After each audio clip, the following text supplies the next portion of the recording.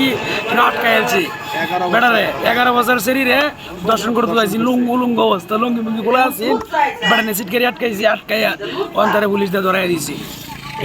হ্যাঁ, আজকে শম্ভুগঞ্জ গরুহাটা উমলপুরা মাদ্রাসায় যে ঘটনা ঘটছে, আমি এর দৃষ্টান্তমূলক সঠিক তদন্ত করে আমি এর বিচার চাই। নাম কি দোষী? তার নাম সম্ভবত সাইফুল ইসলাম। উনি এই মাদ্রাসার কি পদে আছেন? ওনা এই মাদ্রাসার পরিচালক এবং প্রধান শিক্ষকের দায়িত্বে আছেন। ওনার বাড়ি ডিপোজানিতে শুধু পূর্বদল। এই মাদ্রাসার প্রতিষ্ঠাতা কে? ঘটনা ঘটছে, এই মেয়ের আমার মেয়ের মধ্যে কি পার্থক্য থাকতে পারে? সেটা তো আমার মেয়ের মতোই।